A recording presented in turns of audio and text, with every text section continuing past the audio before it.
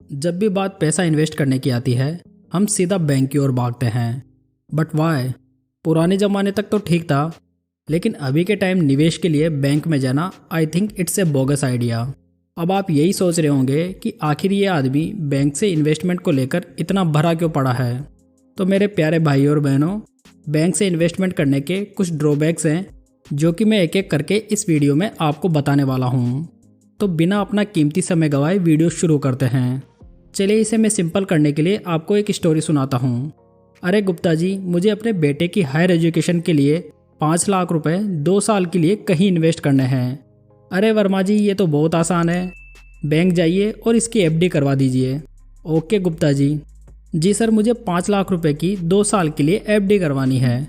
Sir आप FD क्यों करवाना चाहते हैं? इसमें आपको ओनली 6% का इंटरेस्ट मिलेगा।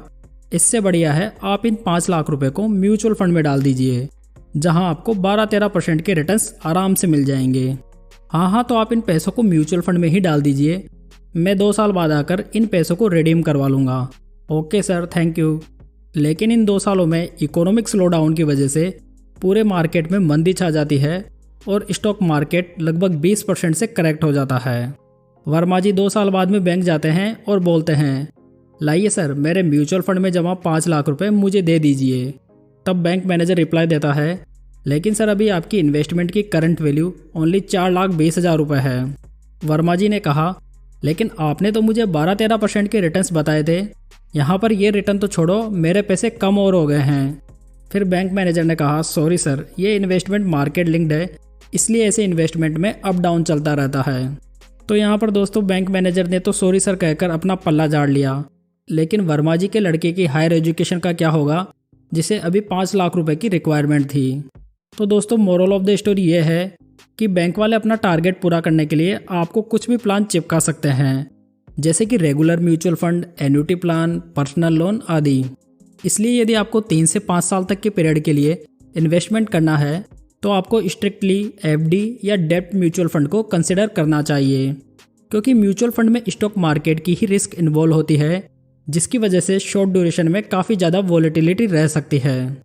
इसलिए किसी को इक्विटी म्यूचुअल फंड में इन्वेस्टमेंट करना है तो उसे कम से कम 5 साल का विजन तो रखना ही चाहिए। अब बात करते हैं कि हमें बैंक से म्यूचुअल फंड क्यों नहीं खरीदना चाहिए। यदि आप एक नए निवेशक हैं और म्यूचुअल फंड खरीदने बैंक चले जाते हैं तो सबसे पहले बैंक वाले आपको एक ऐसा प्लान खरीदने को बोलेंगे जो कि आपके गोल्स के मुताबिक बिल्कुल भी नहीं होगा।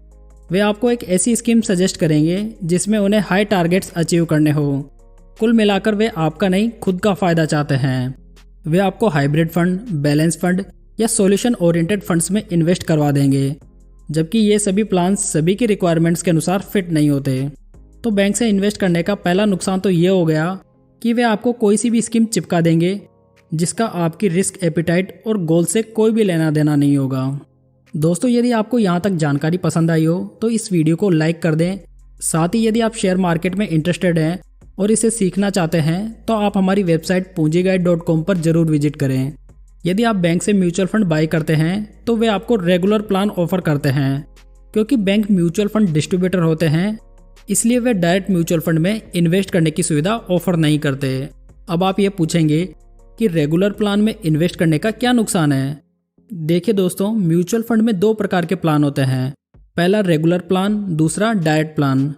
जो रेगुलर प्लान होता है वो एक डिस्ट्रीब्यूटर के थ्रू आपको बेचा जाता है, जिसमें ये डिस्ट्रीब्यूटर फंड हाउस और इन्वेस्टर के बीच में एक इंटरमीडिएटरी का काम करता है, जिसकी वजह से उसका कमीशन भी बीच में जुड़ जाता है। ये कमीशन एक्सपेंस रेशियो के रूप में आपसे चार्ज किया जाता है, जो कि म्यूचुअल फंड में इन्वेस्ट करने की कॉस्ट होता है। जबकि म्यूचुअल फंड के डायरेक्ट प्लान में इन्वेस्टर और फंड हाउस के बीच में सीधा कनेक्शन होता है, जिसकी वजह से इसमें आपको कोई एक्स्ट्रा एक्सपेंस रेशियो नहीं देना होता। यदि आपको डायरेक्ट प्लान और रेगुलर प्लान के बीच में अंतर को डिटेल में समझना है तो आप ये वीडियो जरूर देखें। इसका लिंक आपको ऊपर आई बटन में मिल जाएगा। डायरेक्ट प्लान और रेगुलर प्लान के रिटर्न्स में कितना डिफरेंस होता है उसे हम एक रियल एग्जाम्पल से देखते हैं। यदि आपने SBI स्मॉल कैप फंड में 9 साल पहले 10,000 पर मंथ की SIP स्टार्ट की होती, जिसमें आपने डायरेक्ट प्लान और रेगुलर प्लान दोनों में अलग अलग SIP स्टार्ट की है, तो आज की डेट में आपके डायरेक्ट प्लान में 28,22,116 रुपये की मैच्योरिटी होती, जबकि रेगुलर प्लान में 26,42,358 रुपये की। तो यहाँ पर रेगुलर प्लान में इन्वेस्ट करने पर आपको लगभग 1,80,000 रुपये का नुकसान हो रहा है। साथ ही ये नुकसान समय के साथ में कंपाउंडिंग की वजह से और बढ़ता जाएगा। तो मेरी पर्सनल ओपिनियन में बैंकों से म्यूचुअल फंड खरीदना नॉट ए गुड आइडिया। दोस्तों, यदि आप म्यूचुअल फंड और स्टॉक मार्केट में इन्वेस्ट करने के लिए इंडिया के बेस्ट ब्रोकर के साथ में अपना डीमैट अकाउंट खुलवाना चाहते हैं तो आप डिस्क्रिप्शन को चेकआउट कर सकते हैं। तो उम्मीद करता हूं दोस्तों ये इन्फॉर्मेशन आपको अच्छी लगी होगी। इस वीडियो को लाइक, कमेंट और शेयर जरूर करें। साथ ही अगर आप इस चैनल पर नए हैं तो इसे सब्सक्राइब जरूर कर लें। तो चलिए दोस्तों, फिर मिलते हैं एक नई जानकारी के साथ। तब तक जय हिंद, जय भारत।